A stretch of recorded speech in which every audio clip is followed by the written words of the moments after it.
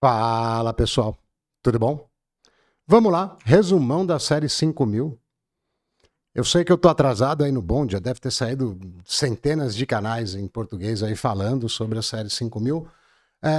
Mas basicamente a apresentação, né, da GPU aconteceu aí na CES, agora na segunda-feira. A apresentação como um todo demorou 1h45, mais de placa de vídeo mesmo. Eu não contei, mas mal deu 15 minutos.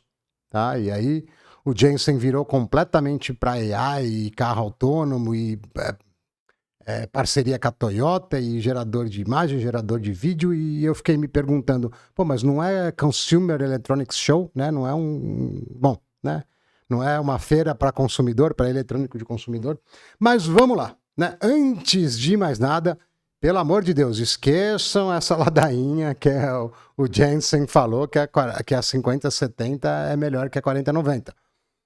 Pula fora disso porque é marketing, como foi da geração anterior. Pega a geração de frame, coloca no meio do bolo e fala que uma é melhor do que a outra. Isso tá errado, tá? Porque não tem nada de errado com a geração de frames.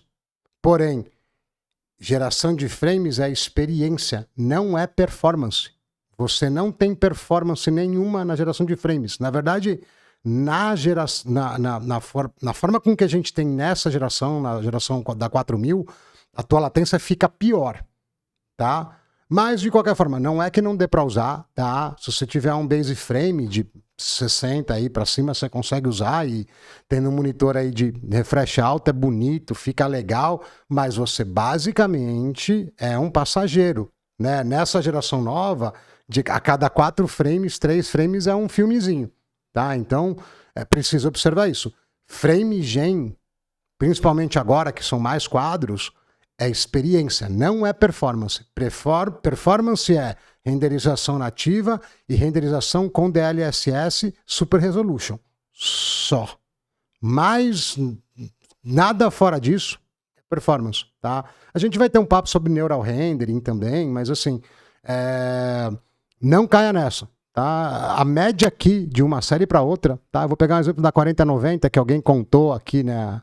O espaço, né? O pessoal fala que é contar pixel, contar linha, né? Mas você tem, dependendo do exemplo aqui, sem DLSS, 38%. Isso é benchmark da própria NVIDIA, então tomemos cuidado, né? Melhor ter cuidado nesse tipo de coisa. E 42 com DLSS, 43, tá? Eu imagino que geração a geração, a gente está falando aí mais ou menos de 30%, 5090 contra 4090, 5080 contra 4080, 4070 a mesma coisa, TI é normal, e 4060 tomara que seja 30 também, porque a NVIDIA tem sido deveras muito econômica na performance dessas placas, aonde o mercado brasileiro tem um pouco mais de chance de adquirir. Mas vamos lá para as tecnologias, tá? Aqui tá passando, né, o 5ª geração de Tensor Core, né, processador mais novo de Ray Tracing e por aí vai. Isso aqui é aquele gráfico que eu já mostrei para vocês, só que sem a contagem de performance aqui, né? Ray Tracing, né? Porque inclusive a NVIDIA precisa de Ray Tracing para quê? Para que os jogos fiquem pesados e para que ela se diferencie da AMD e da Intel, porque, né, o Ray Tracing deles é superior. E aí a gente tem esse exemplo aqui, né? Que você veja, é o Cyberpunk, que é o jogo que já está aí há um tempão, com Ray Tracing, né? Isso aqui é o Path Tracing, com certeza. Cara, 27 e 28 quadros, tá? Aí, entre isso e isso aqui, vai ter entrado o DLSS, né? Deixa eu pausar, que é bem curto isso aqui. Esses vídeos são bem, né, bobinhos. Vai ter entrado o DLSS, então a gente pode esperar aqui talvez 60 frames de performance.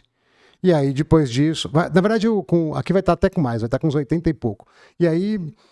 depois desse Super Resolution no DLSS, entra 3 frames aí gerados. Então a gente tem algo próximo de 80 frames de performance com esse restante aí, esses outros 160 de efeito visual, tá? De movimentação, mas não é performance. A performance você vai ter aí perto dos 80 aí, como eu disse. Isso com DLSS. Sem DLSS é isso aí, você tem uma placa de $2.000 que não faz 30 frames. Tá? Essa que é a realidade, tá? De novo falando de Ray Tracing aqui, não vamos entrar muito no detalhe. O Reflex é legal, tá? Mas vou começar falando do Reflex 1, tá? Que muita gente às vezes fica na dúvida de como isso funciona. O Reflex, basicamente, ele faz de tudo para que sua placa não fique com 100% de uso, né? Cravadinha lá em 99% na maior parte dos programas de monitoria. Por quê? Porque quando ela está em 100%, forma-se fila de frame a ser renderizado, então a tua latência é mais alta. O Reflex é muito mais prático, mas ele é pior do que você setar do ponto de vista de latência, tá? Ele é pior do que você setar você configurar um limite de FPS, tá? É que para configurar esse limite você precisa achar o lugar no mapa ou o tipo de ação, né, que é mais pesado e limitar teu frame abaixo disso. Se você fizer isso, o Reflex 1 vai ter a latência mais alta do que o seu frame limitado sempre, tá? A não ser que por acaso o teu limite de frame seja metade, né, do frame rate médio, né? Mas basicamente é isso. O Reflex tem a função de não deixar a placa ficar com 100%, ela vai ficar com 97, 96, 98 e a latência melhora muito, cai muitas vezes pela metade, né? O Reflex 2, o que ele vai fazer para o teu input lag aí, né? Para o teu lag de entrada? Pelo que eu consegui, né, entender, porque não tem como a gente testar isso ainda. A gente não tem as placas na mão e espero que elas não venham muito caras, né? Ele não vai esperar o próximo frame para fazer o teu movimento, né? Porque você faz o movimento, ele tem que gerar o próximo frame, porque houve uma mudança no sentido, né? Você estava reta, a imagem estava reta, você virou para a direita ou pela esquerda. Ele vai criar, entre aspas, né, com AI, aquilo que ele imagina que estaria na lateral, nesse primeiro frame, talvez no segundo frame, para que você ganhe um pouco mais de latência. Isso precisa ser, é interessante, vai dar um pouco de ganho, isso precisa ser testado, e aí depois ele vai entrar com frame de verdade, né, com a lateral do frame aí de verdade. É mais ou menos essa ideia, mais ou menos nessa linha, tá? Tem toda uma gama de coisas de AI para quem é streamer, né? Assistente AI, um monte de coisa AI. Eu gosto particularmente do Broadcast Studio. Tem bastante coisas lá que facilitam a vida, né? Da parte de remoção de ruído, centralização de câmera. Aquele negócio que ele deixa o olho fixo, né? De mentirinha sempre na câmera, aquilo me assusta um pouco. Mas tem bastante coisa legal no Broadcast. O assistente de AI precisa ver. Eles estão com codecs, né? Eles estão com o NVENC mais novo, né? Então tem um pouco mais de qualidade no H264 e no AV1. E também tem mais detalhe de cor, né? Eles estão com... Tem um negócio que chama Chroma Subsampling, né? Onde os espaços de chroma tem mais ou menos detalhe, então está com mais qualidade, principalmente no vermelho, também melhorou. Bom, beleza, aí tá falando de software, né, G-Sync, NVIDIA App, e aqui a gente tem as especificações. Aqui nas especificações é interessante dar ênfase ao AI TOPS. AI TOPS não é um pedaço exclusivo do chip, não é um chip novo, não é nada disso, tá? AI TOPS são os trilhões de operações de AI que a placa consegue fazer por segundo, se eu não me engano, tá? Muito disso... Tá? Aqui está dando mais de 2,5 vezes aí, né? Bastante. A banda de memória colabora muito para isso, né? Quando a gente pensa em LLM, eu não sei te dizer exatamente se aqui considera só LLM, eu acredito que não. Mas a banda de memória conta muito aí, eu tenho mais processadores CUDA, né? E mais performance, né, nesses processadores CUDA, então acabou dando aí de 2.000, o dobro seria 2.642, aqui a gente está com...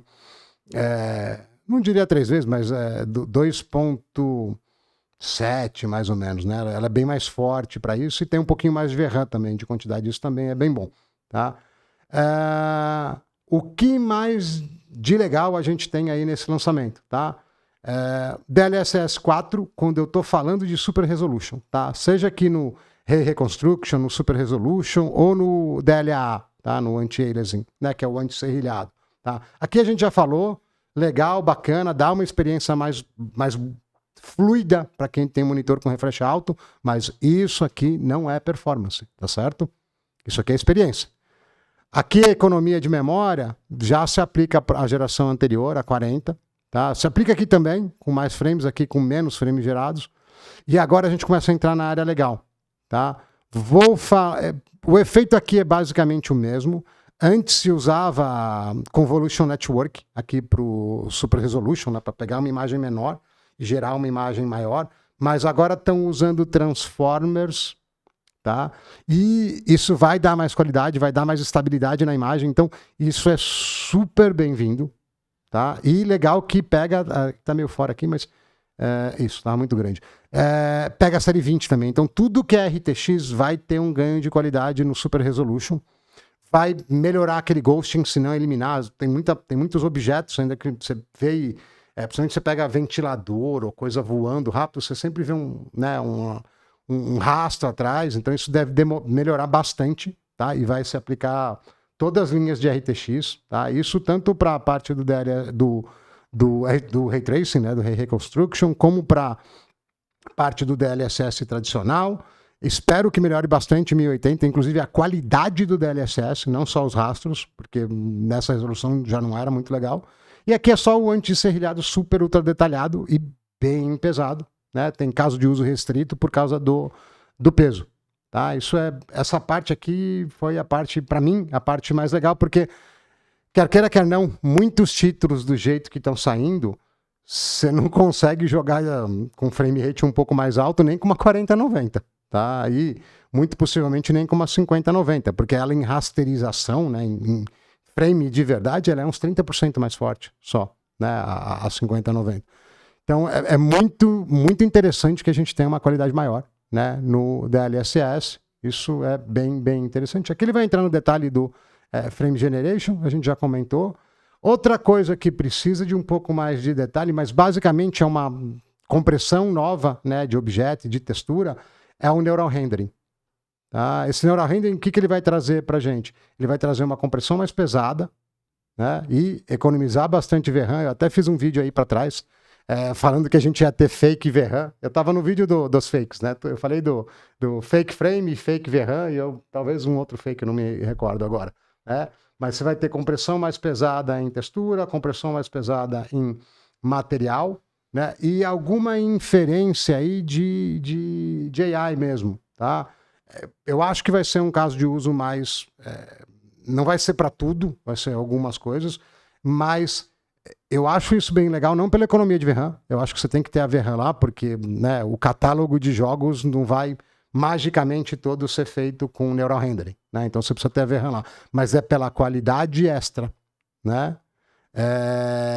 E pela velocidade das coisas. Então isso também é bem feito, é bem-vindo, precisa ser avaliado, mas é bem-vindo, né? Cara, e basicamente foi isso, tá? Não tem nada de duplo, tripla performance, tá? Não existe isso, nada perto disso. É um monte de frame gerado, de novo, não tem nada de errado, só que ele traz fluidez no display, ele não te traz performance. Performance é a capacidade nativa da placa mais o Super Resolution, tá? Aqui talvez melhore um pouco a performance, ainda precisamos ver, né? Como eu disse há pouco, eu não tenho, né, ainda acesso a essas placas, muito menos um título que use Neural Rendering, né? E agora, para fechar, vamos falar dos preços, tá? Aqui eu tô com uma 3080, vocês já vão entender aqui por quê.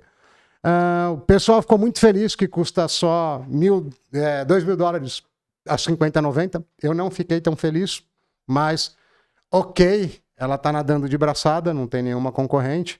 $2.000 uma placa 30% mais rápida em performance, mas com recursos de fluidez a mais, tá? Então, ok. E o pessoal parece que ficou muito feliz com a 5080 custando só $1.000. Que é você vê como é que é o mercado que a gente está, o mercado que a gente aceitou, né? O mercado global, não é só brasileiro, tá, para dizer a verdade. Aonde $1.000 numa 5080, que na verdade deveria ser uma 4070, tá? O cut dela tá muito grande. Você veja, eu peguei a 3080 porque dela para 3090 tinha 14% de diferença. Tá vendo aqui? A diferença é bem pequena. Era o mesmo tipo de chip, era o mesmo tipo de die, e ela custava $700. Tá? Então, 1.000 parece bom, mas ele é bem ruim. Tá? A gente pode pegar até a 4080 aqui, né, a original, para comparar com a 4090, deve ser uns 30%. 26%. Tá? Parece bom, mas não tá bom. Tá? Essa é a situação do preço. Isso deve se traduzir aí a provavelmente R$10.000 na 5080 e uns 20, talvez 19 aí, promoção de lançamento aí da 5090. E fica em aberto o que a AMD vai fazer. Ela fugiu da raia, ela não anunciou oficialmente nenhuma placa agora aí na CES. Tá? E, cara, a geração anterior da 7900 XT e XTX eram boas placas. Batiam muito forte, dá para ver por aqui, inclusive. Batiam muito forte na 4080. Você veja aqui em performance aqui de rasterização. Não estou falando de Ray Tracing, obviamente, e nem de FSR. Eu torço para que o FSR 4 seja melhor. É importante você ter um scaler, né? Um super sampler aí, de qualidade. Tá? A AMD está muito atrás disso na NVIDIA. Tá? O Frame Generator foi o que eu falei, a experiência, não é performance. Tá? Mas é muito interessante, mas a AMD precisa de algo que compita, que agora eu já estou na dúvida, não sei se ela vai competir ou não, os rumores mudam, com a 5080 e que seja muito mais barato. Porque a diferencinha de preço que tinha disso aqui para isso aqui, ainda assim fez com que a AMD perdesse o mercado. A AMD perdeu o mercado de placa de vídeo. Ela dominou o mercado de processadores, basicamente, né? Se você for olhar, ela ganhou muito o mercado da Intel, mas a Intel fez bastante besteira. Mas na parte de placa de vídeo não foi suficiente ela ser um pouquinho mais barata. A linha 9070 XT e 9070 tradicional da AMD vai ter que ser muito mais barata para reganhar esse mercado. Porque agora o software está ok, o software não machuca mais. Se o FSR 4 vier legal e o preço estiver bem mais baixo, muito mais agora, né, com esse dólar desagradável para a gente, talvez dê uma mexida no cenário. Bom, é esse o resumão da série 5000, ainda deu uma palhinha sobre a AMD. Uma boa noite, um bom descanso e vejo vocês no próximo vídeo.